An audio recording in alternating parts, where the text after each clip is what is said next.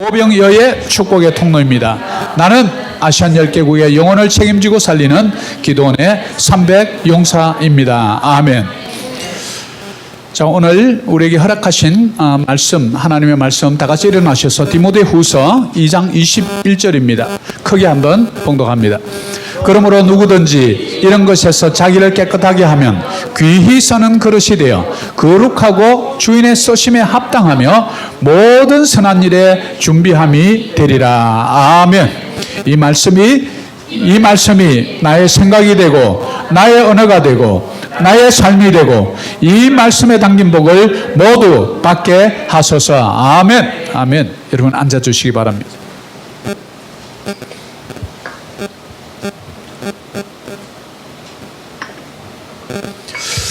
사랑하는 교회 여러분, 오늘 또 예배 자리에서 이렇게 만나 뵐 수 있게 되어서 먼저는 하나님께 감사드리고 또 성도 여러분들 한 주구 동안 승리자로 이곳에 오신 것만 해도 승리자입니다.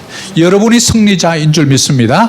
우리의 삶을 승리케 하시는 분이 바로 여호와 하나님이십니다. 바로 너희는 그 믿음의 역사로 말미암아 우리가 승리자가 되는 것을 우리가 믿고, 오늘 우리에게 특별히 이제 마지막 오늘 7번째 설교입니다. 성경의 원리로 성공을 디자인하라, 마지막 편 정욕편인데요. 바로 귀하게 쓰임받는 그릇이 되려면 어떻게 해야 되는가, 바로 정력이라는 주제를 가지고 오늘 말씀을 좀 나누려고 합니다. 사람마다 오늘 본문 말씀처럼 쓰임받는 그릇이 다 다르다고 합니다. 그래서 오늘 말씀에 본론으로 들어가기 전에 서두에 짧은 비디오 클립 하나를 먼저 보시고 그리고 말씀을 제가 이어가겠습니다. 뒤에 좀 불 좀 꺼주세요.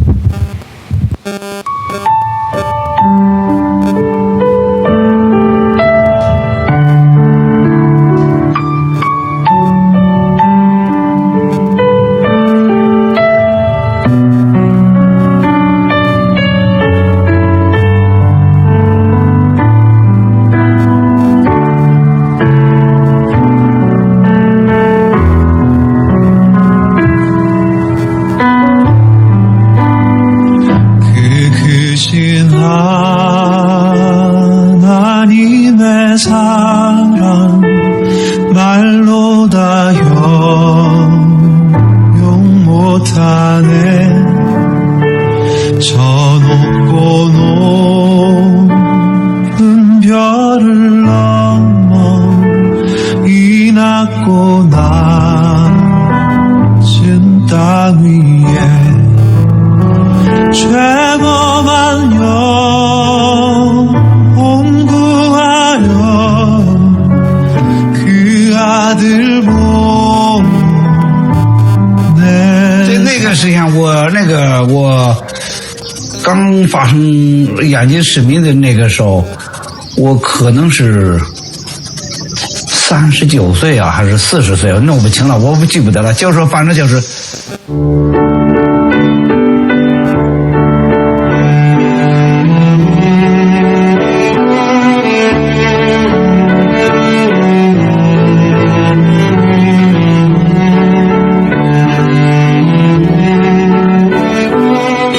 知道这个事情要马上就要赶来了，我就说你说怎么办？那个时候他说没事儿，你就说我又不是从小就没有手嘛，也不是活到现在了，就是那个没事，我们以后就是我们成熟的话，这个。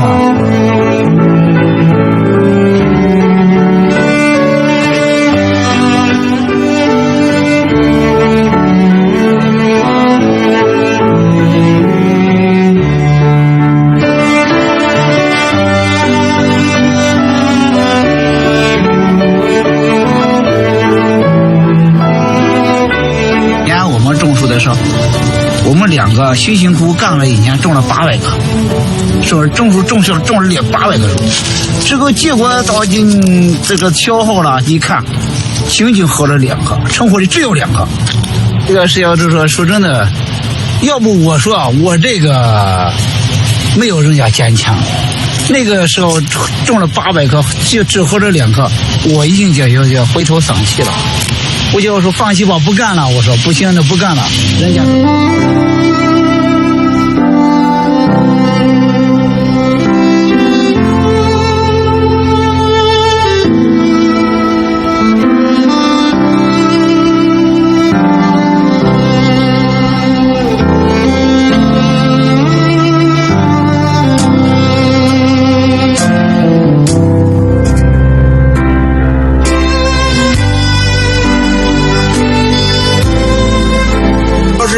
去砍树枝的时候，肯定我们栽不上这一片树，这个时候我就特别感激呀、那个你就是我，虽然说我把树枝砍下来了，你要不他不扛着我扛着树枝还得拉着我，就是这样才能把树整成了。所以说呢，我们坚信我们的友谊会永久，就是一直我们的友谊。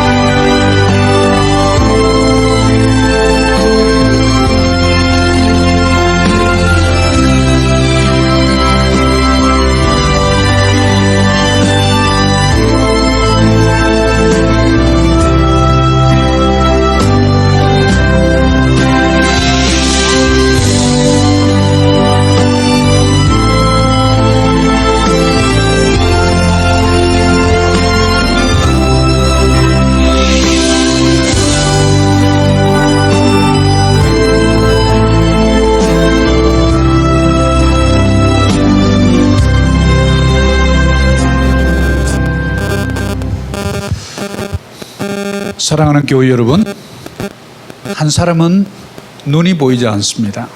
한 사람은 두 팔이 없습니다. 그런데 눈 있는 사람이 앞을 볼 수 있고 또 팔은 없지만 또 두 눈이 있는 사람,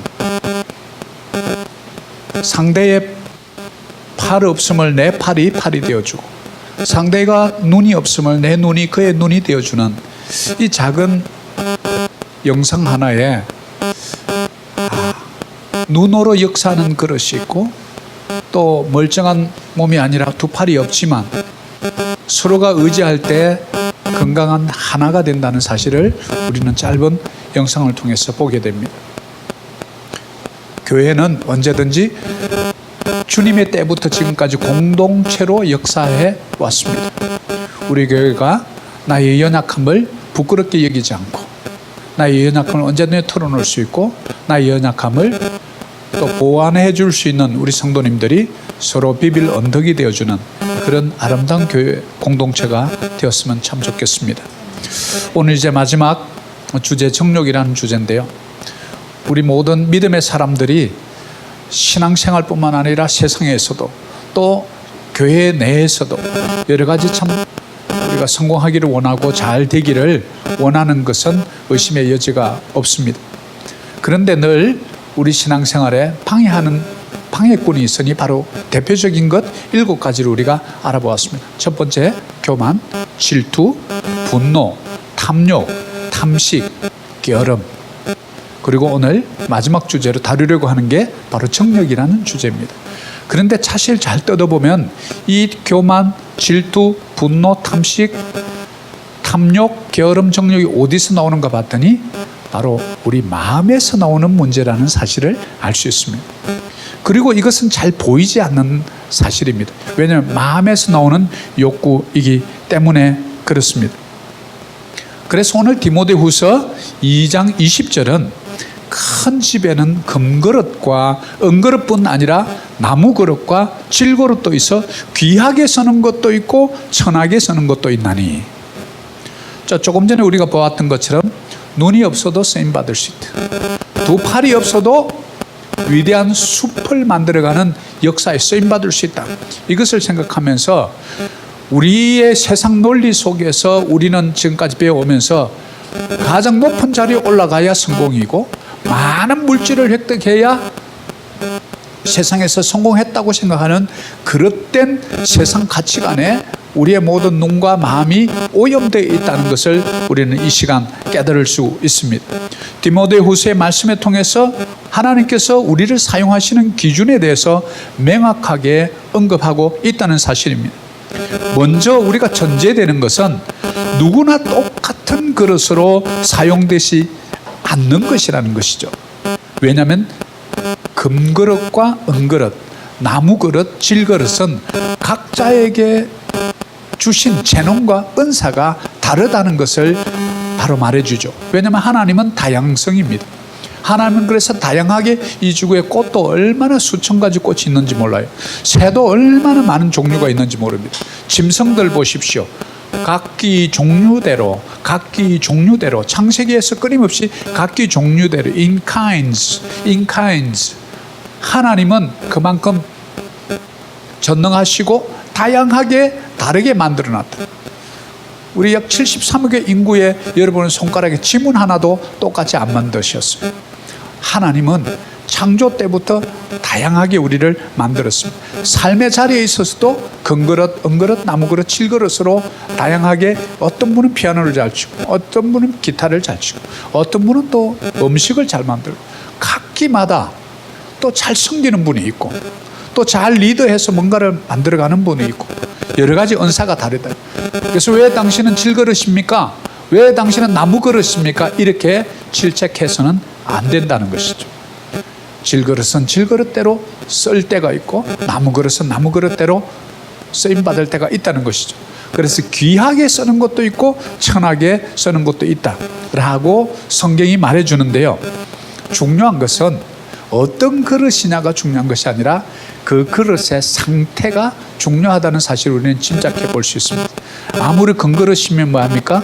그 안에 죽은 바퀴벌레가 들어앉았으면 여러분 그 금그릇 어떻게 됐습니까? 빨리 뭐부터 해야 돼요? 바퀴벌레부터 치워야 돼요. 질그릇 속에 여러분 다이아몬드와 여러분이 귀하게 여기는 금반지와 모든 금목걸이를 놔두면 질그릇이에요? 금그릇이 되는 거예요. 무엇을 담는 요 컵에다 물을 담으면 물잔이 될 거예요. 여기다 음료수를 담으면 음료수 잔이 될 거고요. 술을 담으면 술잔이 되겠죠. 약을 담으면 약잔이 될 거예요. 그죠? 중요한 것은 여러분 마음속에 뭐가 담겨야 되냐. 우리 신앙인들이 놓치는 부분이 이거예요. 아, 저분은 장로님이고 집사님, 군사님이기 때문에. 아니에요. 그 분들 마음속에 뭐가 담겨져 있다. 평신도면 어떻고 이제 새로 믿은 성도면 어떻습니까? 내 마음속에 예수 그리스도를 향한 사랑이 담겨 있으면 그분은 하나님의 사람인 거예요. 아무리 직분이 높아도요, 그 마음속에 주님의 십자가의 은혜가 없고 기도할 때 기도도 못하겠고 말씀이 도저히 눈에 안 들어오고 교회는 가기 싫고 핑계대고 싶고 이러면요, 직분만 장로고 권사고 목사지 뭐예요? 마음속에 세상이 가득 담겨있는 세상 그릇인 거예요. 이것을 우리는 오늘 디모데를 통해서 이 사실을 알 수 있습니다. 우리가 알아보았던 7가지 전부 뭡니까? 우리 마음에서 나온다는 사실. 그 중에서 오늘 마지막 다루고자 하는 이 정욕도 바로 마음에서 어떻게 태동돼서 이것이 죄로 이어지는지를 오늘 말씀을 찾아가면서 좀 알아보려고 합니다. 자, 디모데후서 2장 21절 같이 한번 봉독하겠습니다. 그러므로 누구든지 이런 것에서 자기를 깨끗하게 하면 귀히 쓰는 그릇이 되어 거룩하고 주인의 쓰심에 합당하며 모든 선한 일에 준비함이 됨이라. 자, 여기 보니까 모든 선한 일에 준비함이 주인의 쓰심에 합당하면 어떻게 해야 되죠? 귀히 쓰는 그릇이 되는데, 되어야 하는데, 거룩한 그릇이어야 되는데 어떻게? 자기를 깨끗하게 하면, 자기를 깨끗하게 하면 귀히 쓰는 그릇으로 만들어 주시고, 거룩하고, 거룩은 구별되었다는 뜻이에요. 주인의 쓰심에 합당하다라고 말해주죠. 뭐예요? 자기를 어떻게 깨끗하게 하는가? 우리 내면을 말합니다. 중요한 것은 여러분 마음의 상태, 그것을 우리는 그릇으로 표현해 놨습니다. 깨끗한 그릇을 사용하신다. 뭡니까? 깨끗한 마음을 사용한다 이 말입니다. 그런데 우리의 마음을 더럽히는 것들이 많습니다. 그래서 디도서 1장 15절에도 깨끗한 자들에게는 모든 것이 깨끗하나 더럽고 믿지 아니하는 자들에게는 아무것도 깨끗한 것이 없고 오직 그들의 마음과 양심이 들어온지라. 디도서에서 그 답을 줬어요. 그들의 마음과 양심이 들어온지라. 우리의 마음이 중요하다는 거. 우린 성경은 마음을 NIV하고 킹 제임스 버전에 때로는 영어 단어를 다르게 표현하는데 마인드로 표현하는 데도 있고 하트로 표현하는 데도 있는데, 이 마음이라는 것은 사실 정확한 표현은 여러분들 soul이에요.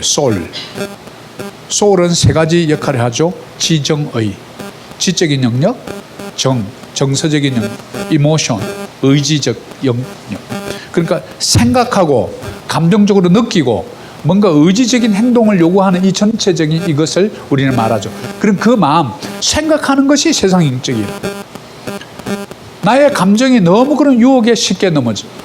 나의 의지가 작심삼일이야. 뭡니까? 우리의 혼적 상태가 심각한 상태라는 것을 알 수 있어요. 이것은 에덴 동산으로 거슬러 올라갑니다. 그때부터 죄로 인하여 우리의 소울, 이것이 문제가 된 거예요. 그래서 마인드, 하트, 윌이 다 영향을 받은 거예요. 그래서 예수 그리스도가 이 땅에 오셔야 했고 우리의 잘못된 이 마음의 그릇을 깨끗하게 해주시려고 십자가 보혈을 흘려주신 것이에요. 그래서 레위기 11장 45절에도 나는 너희의 하나님이 되려고 너희를 애굽 땅에서 인도하여 낸 여호와라 내가 거룩하니 너희도 거룩할지니라 구별을 주문하고 있습니다. 그런데 우리는 어떻게 해야 거룩한지 잘 모릅니다. 그래서 사도 바울이 로마서 12장 2절에 너희는 이 세대를 본받지 말고 마음을 새롭게 함으로 변화를 받아. 이게 뭡니까? 너의 마음을 거룩하다 이 말은 마음을 새롭게 하면 변화를 받아 하나님의 선하시고 온전하시고 기뻐하신 뜻이 무엇인지 분별하도록 하라. 아 그렇구나. 이 세대들이 가지고 있는 공통점이 마음이 타락했고 마음이 육적이고 세상 정욕을 쫓아가고 자기를 사랑하고 미워하고 질투하고 시기하고 손가락질하는 세대라는 것을 알 수 있는데 그 세대를 본받지 말고 마음을 새롭게 하면 renewing your heart. 그게 뭡니까? 예수 그리스도의 보혈, 십자가의 능력인 줄 믿습니다. 그래서 아무리 세상에 정직하게 살고 깨끗하게 살고 양심적으로 살아도 예수를 믿지 않으면 하나님을 알지 못하면 창조주 그분을 알지 못하면 여전히 그분들은 거룩하지 않은 상태예요.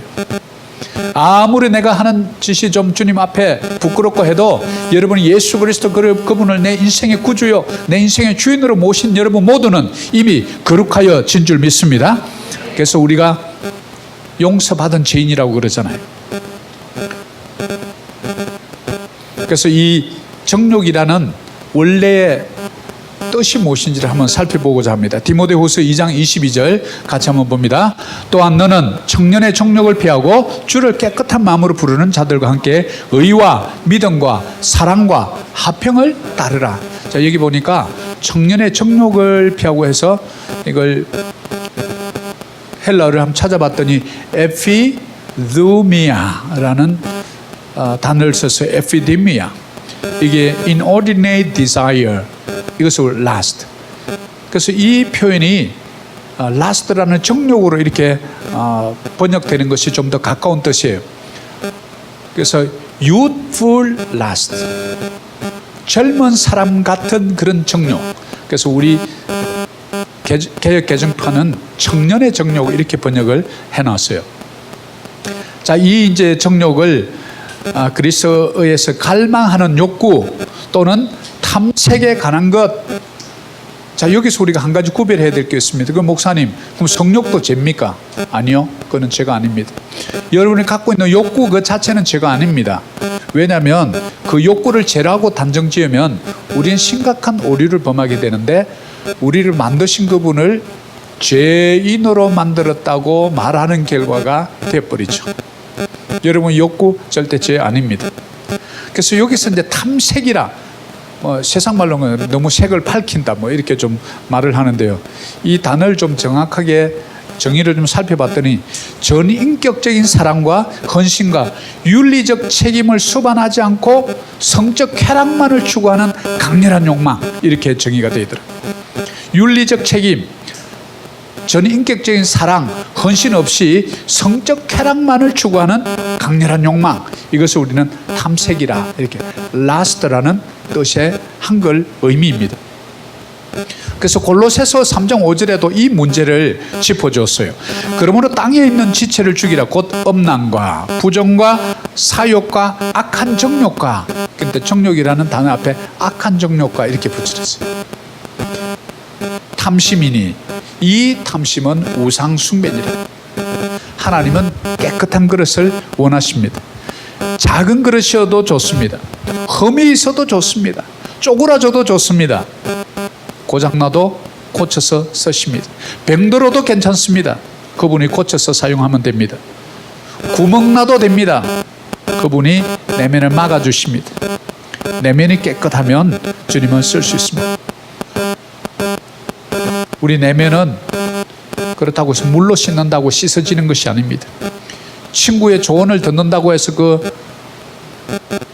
더러운 것이 씻어지는 것이 아닙니다. 먼저 인생을 산 선배의 충고를 듣는다고 해서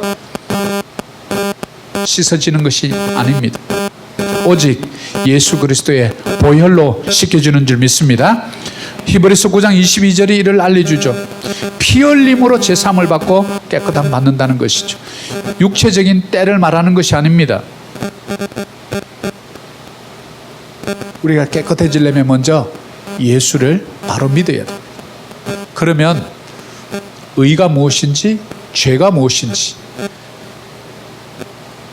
형벌이 무엇인지, 영원히 사는 것이 무엇인지를 먼저 깨닫게 되는 것이죠.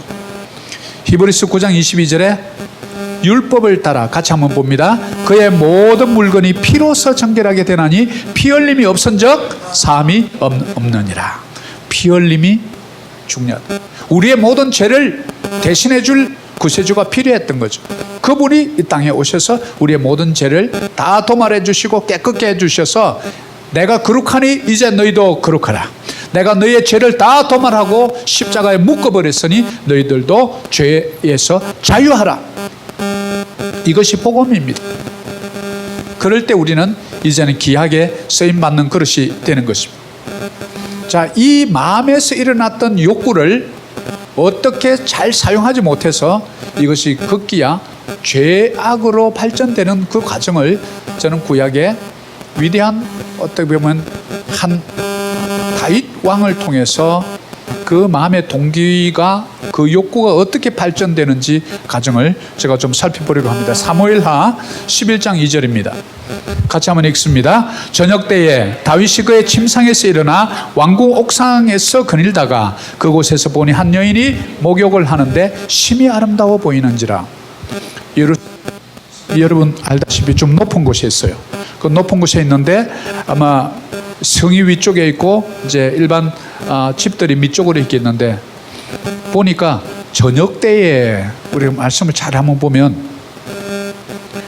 one evening 저녁 때에 다윗이 그의 침상에서 일어나.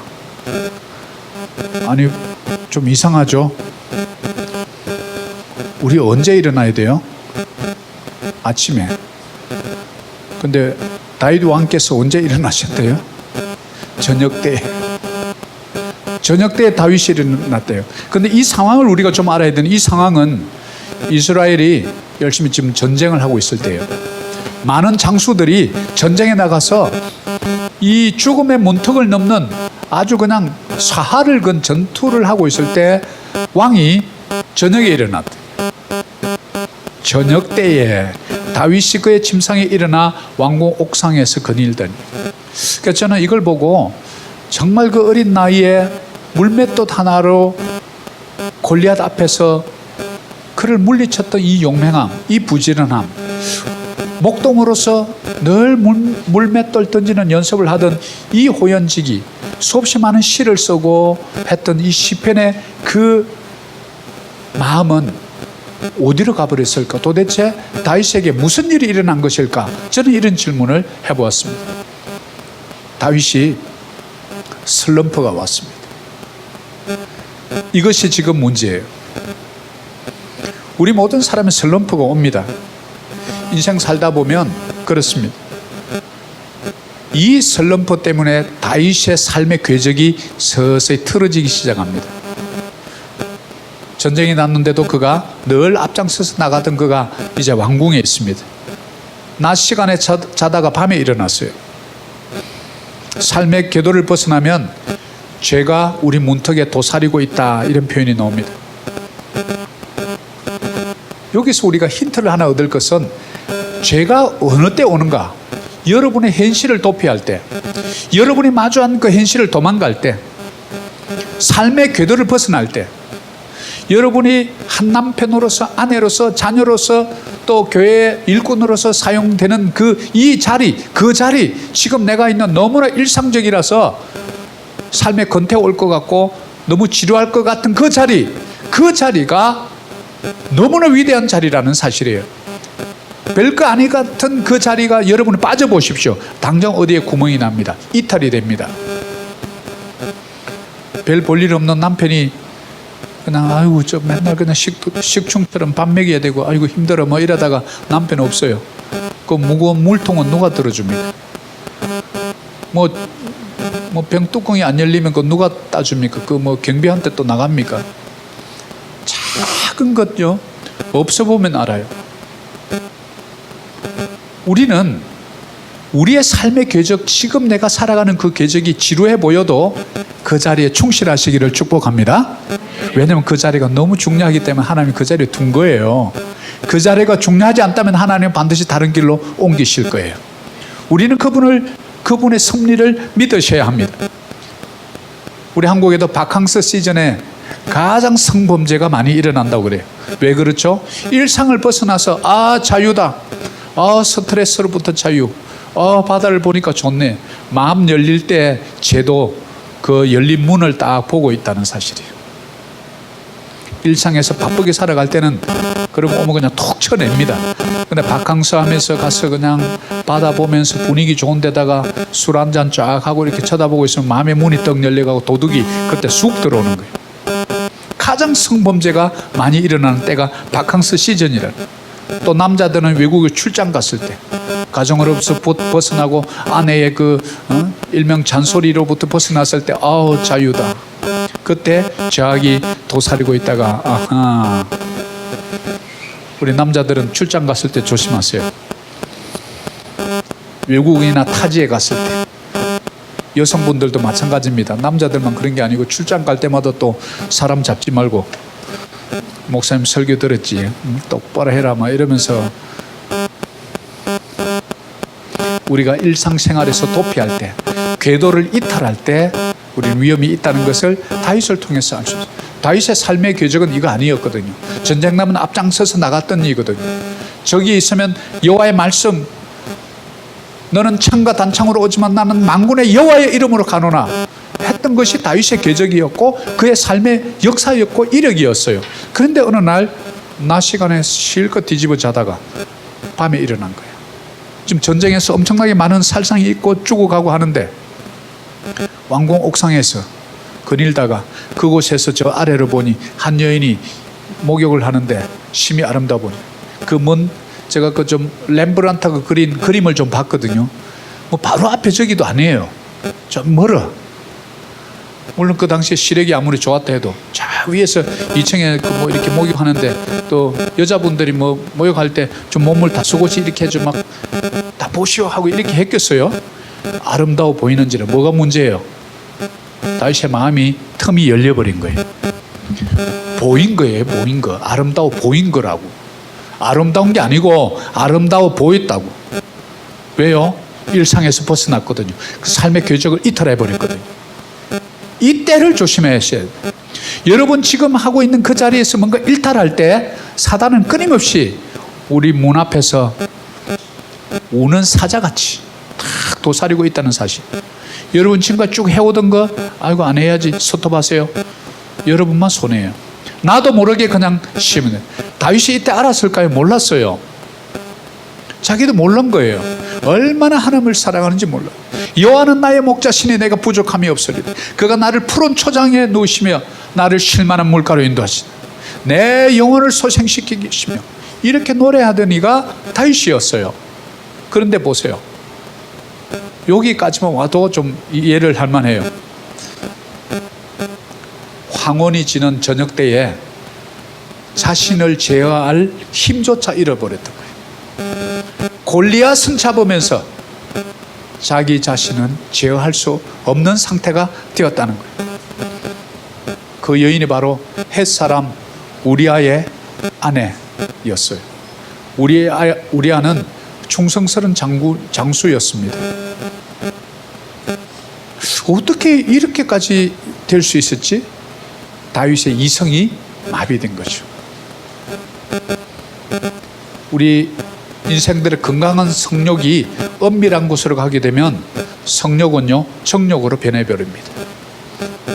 그래서 이 정치인들도 그렇고 한국의 이 기업인들이 전부 이 나이트클럽 가가지고 다 이 문제돼 가지고 말이죠, 이혼당하고 어려움 당하고 신문에 그냥 1페이지에 나고 이러는 거예요.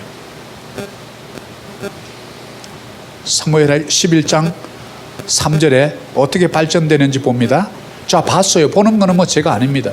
여러분 아름다운 여인 볼 수 있어요. 보는 건 제가 아니에요. 그 본다고 또 아내가 막 어디에 눈을 들려 눈을 확 그냥 어떻게 막 이렇게 할 필요는 없습니다. 왜? 하나님은 아름답게 만들었거든요. 문제는 두 번째예요. 자, 같이 한번 볼까요? 다윗이 사람을 보내 그 여인을 알아보게 하였더니 그가 아뢰되 그는 엘리암의 딸이요 햇사람 우리아의 아내 바세바가 아니니까. 자, 여기서 잘 보세요. 질문이에요. 질문. 그 부하가 간 거예요. 알아보니까 지금 전쟁에 나가서 싸우고 있는 우리아 장수의 아내 바세바인 거예요. 그래서 다윗에게 이 사람이 와서 뭐라 그럽니까? 그 지금 우리 장군 우리아의 아내 아닙니까? 이 뜻이에요. 그건 무슨 말이에요? 부하가 다윗 엉뚱한 생각을 하고 있어요. 지금 부하의 아내를 어떻게 뭐 욕심 부리는 건 아니지요? 라고 바세바가 아니네니까. 이때도 정신을 빨리 차려야 되는데 이미 그의 이성은 망가졌어요. 여러분 성욕 자체가 죄가 아닙니다. 하나님이 허락하신 아름다운 선물이에요.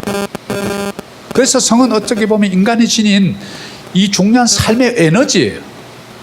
그래서 이 사랑은 국경을 넘어서 사랑을 쫓아 남녀가 떠나게도 만들고요, 남녀의 사랑을 꽃피우기도 만들고요, 아름다운 러브 스토리에 수없이 많은 소설을 쓰게 되는 주요 소설의 소재가 되기도 합니다.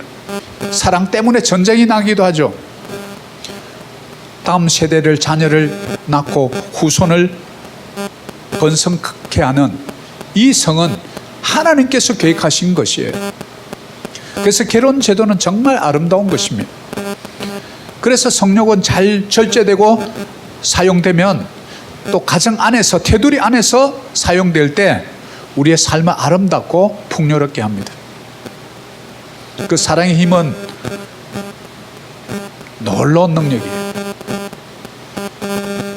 나이 많은 이제 할아버지가 늙어가지고 병원에 가서 병원복을 옷을 이렇게 갈아입는데 옷을 갈아입다 이렇게 하는데 이렇게 보니까 여기 알통이 조금 남아있더래요. 그 아내가 아이고 영감 그냥 다 늙은 줄 알았더니 이두박근이 좀 보이네 이렇게 이제 얘기했대. 병원에 지금 입원 애가 환자복 갈아입은 환자가 그 나중에 안 보여서 가보니 화장실에서 열심히 푸시업하고 있더래.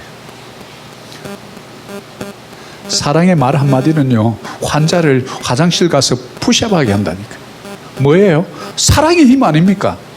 이렇게 하나님께서 주신 사랑의 힘을 좋게 사용하면 건강한 가정을 이루어서 에너지원이 되고 힘이 되고 아름답고 풍요로운 가정을 만들어 가는데 이 지금 다윗이 보는 데까지는 좋았는데 두 번째 이 성욕이 어떻게 정욕으로 발전해서 사람을 보냅니다. 그 사람이 갔다 와서 책망합니다. 우리아의 아내 바세바가 아닙니까? 그런데도 이게 안 들려요. 그래서 여러분의 본능도 마찬가지지만 여러분의 성욕도 잘 다루어져야 할 대상이라는 것이에요. 잘 못 다루면 불처럼요 번져요. 집을 싹 다 태우는 거예요. 가정 다 망가뜨리는 거예요. 우리 가정만 태웁니까? 다른 가정까지도 태워버리는. 불은 다루어져야 합니다. 그래서 이 성욕이 정욕으로 발전하고요. 이것이 또 어떻게 발전하는지 한번 볼까요? 11장 4절입니다. 같이 한번 봅니다. 다윗이 전령을 보내어 그 여자를 자기에게로 데려오게 하고 그 여자가 그 부정함을 깨끗하게 하였으므로 더불어 동침함에 그 여자가 자기 집으로 돌아갑니다. 자, 이 정욕에서 이제 탐색으로 전령을 보내요. 부하가 다윗 무슨 엉뚱한 생각을 하고 있습니까? 전방에서 싸우고 있는 우리 전방 사령관 와이프입니다. 손대지 마세요. 이런 뜻이 함축되어 있는 거예요. 우리아의 아내가 아닙니까? 그랬는데도 안 들린 거예요. 다윗이 전령을 보내서 그 여자를 자기에게로 데려오게 합니다. 더 적극적으로 죄가 발전된다는 것을 보이죠? 그 여자가 부정함을 깨끗하게 하였으므로 또 어느 기간을 좀 기다렸던 것 같아. 그 기다릴 때 다윗은 기도 안 했을까요? 내가 이래도 되나? 다윗의 아내가 한두 명이 아니에요. 여러분 나중에 말씀을 읽다 보면 그 여자가 자기 집으로 동참하면 나중에 돌아가더라. 성욕에서 정욕으로 탐색으로 발전합니다. 적극적인 행동으로 옮깁니다. 죄는 이렇게 발전합니다. 더 가감하게 발전합니다. 더 크게, 더 많이. 그러면서 늘 말합니다. 아무도 몰라. 너와 나만 알아. 이 말에 속고 가면 안 돼요. 당신 둘만 모르지 다른 사람 다 알아. 이게 답이에요. 아무도 몰라. 우리 둘만 알아. 거꾸로예요. 세상에 이렇게 보면 좀 소문난 사람들 보면 뭐 얘기 들어보면 다 알아. 근데 그 두 사람만 몰라요. 그런 거 혹시 느껴보지 않았어요? 부하의 아내와 동침하는 다윗의 가감성, 죄에 대한 둔감성, 골리앗을 죽이던 그 야성과 영성은 어디로 갔습니까? 죄의 결과를 한번 생각이나 해보았을까요? 급기야 나중에 바세바가 낳은 첫 아들을 하나님이 죽임으로써 엄청난 쇼킹한 뉴스를 전달하죠. 죄라고 지적해 주죠. 죄는 이렇게 발전합니다.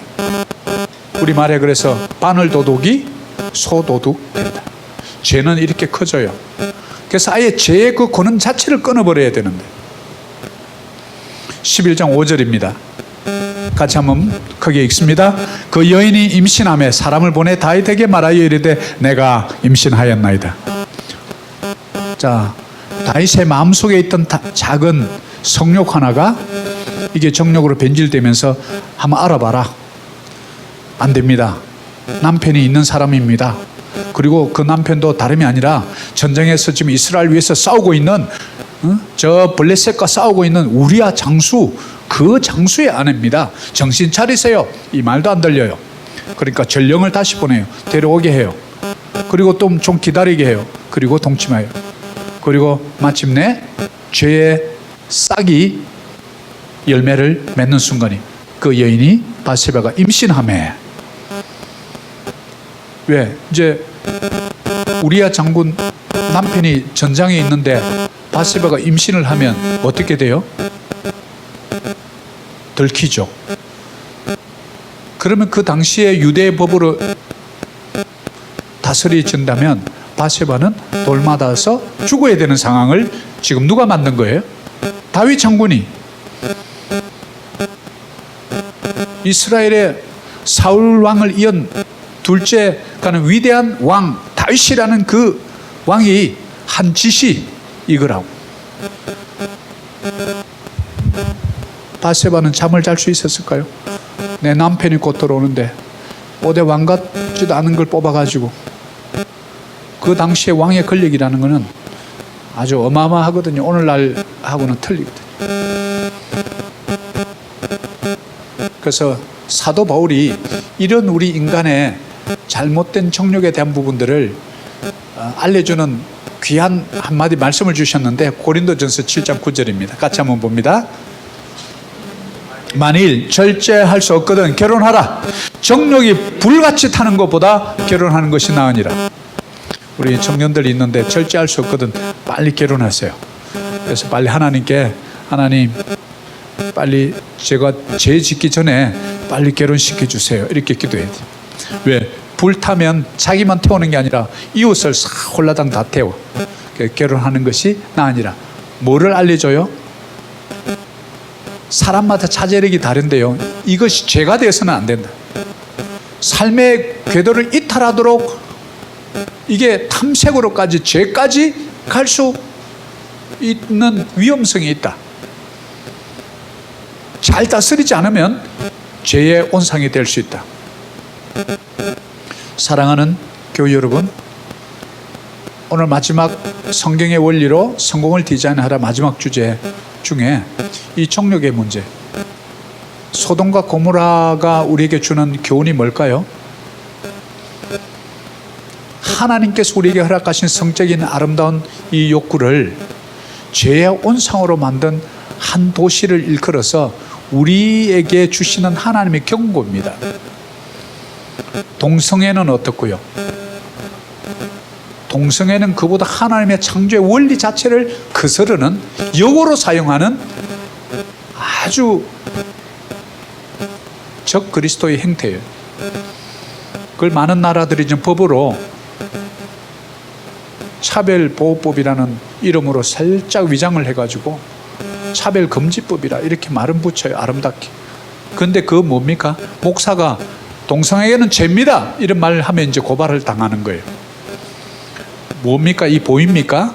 악한 세상을 어떻게 법조인들, 국회의원들, 타락한 정치인들을 통해서 악법을 만들어서 결국은 하나님의 역사를 선포하지 못하게 하고 금은 악의 세력이 이 온 세상을 뒤덮어서 악의 무리로 모두 지옥 가기를 원하는 악한 세력과 빛의 역사인 하나님 세력을 교회라는 최후의 방어성을 통해서 보루를 통해서 막고자 하는 이 세력과의 충돌이다.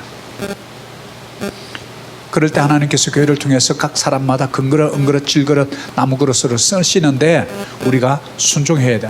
특히 우리가 조의해야 될 것 많은 분들, 필리핀에서 지상사 회비에 나왔던 많은 분들이 성적인 문제로 넘어져서 한국으로 돌아가는 분들을 저도 보았고 주위에서 봅니다. 앞으로 세대가 이렇습니다. 그래서 교회에서부터 건강한 성애에 대한 원리를 기준을 가르쳐 주지 않으면 세상 가서 배우면 더 문제입니다. 필리핀에도 왜 이런 동성애가 맞는가 봤더니 이런 교육이 성경적 교육이 안 돼 있어요. 오늘 여러분 다시 한번 물론 우리 성도님들께는 이런 내용이 좀 적용이 될지 모르겠습니다만 그러나 그 유혹은 언제든지 우리 주위에 도사리고 있다는 사실. 왜? 가정 깨면 아내와 남편이 깨지면요 서로 사랑 대신에 뭐가 들어와요? 미움과 질투와 시기와 정오가 들어오거든요. 그것을 본 자녀들 마음속에도 정오가 다시 전염되거든요. 그래서 한 가정이 정오의 가정이 돼버리는 거예요. 그 사탄이 원하는 거거든요. 그러면 살인하게 되고요 미워하게 되고 죽이게 되거든요. 그 정확하게 사단이 원하는 거죠. 하나님은 그게 아니거든요. 내가 너에게 불을 줬을 때 음식을 만들고 맛있게 구워 먹고 일 쓰라고 했는데 집을 태우라고 준 건 아니잖아요. 아 원래 불은 타는 거야. 집 다 태워도 돼. 그 불의 용도가 잘못됐죠. 불 자체가 죄가 아니죠. 불을 어떻게 다루느냐가 중요하죠.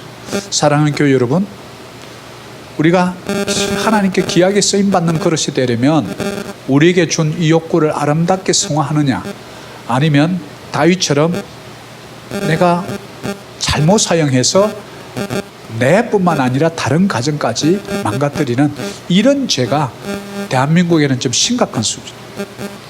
초등학교 100m, 200m 앞까지 모텔이 들어서가지고 말이죠. 이게 무슨 일입니까? 로마의 성적 타락의 표본이 지금 가장 잘 들어막는 것이 대한민국이다. 그게 어디서 왔냐면 사우나 문화예요. 목욕탕 문화. 이렇게 가까이까지 목욕탕 사우나가 들어. 그러니까 자연스럽게 그냥 홀라당 벗는 문화가 돼가지고 자주 들락거리다 보니까 벗는 것이 부끄럽지도 않아요. 너희는 이 세대를 본받지 말고 마음을 새롭게 함으로 변화를 받아 하나님의 선하시고 온전하고 기뻐하신 뜻이 무엇인지 분별하도록 하라. 여러분의 눈이 열려지시기를 소망합니다. 우리는 이런 성적인 거로부터 정확하게 나의 삶의 궤도를 이탈하지 마십시오. 지루해 보여도 그 궤적을 이탈하지 마십시오. 일상을 스트레스라는 이유로 뭔가 새로운 것을 찾아서 불나방을 쫓듯이 가다 보면 그것이 트랩이고 그곳에서 다 넘어진다는 거예요. 목회자도 마찬가지고. 아, 나는 그런데 가서 내성이 있어서 괜찮아. 천만에요. 안 돼요. 얼마나 세상에 악한 것이 강한지 모릅니다. 오늘 말씀을 맺겠습니다. 귀하게 선받는 그릇 되려면 깨끗한 그릇이 먼저 돼야 돼요. 내 자신을 비우는 훈련이 되어야 됩니다. 그 비운 자리에 하나님의 말씀으로 채워야 합니다. 불교는 비우라고 말합니다.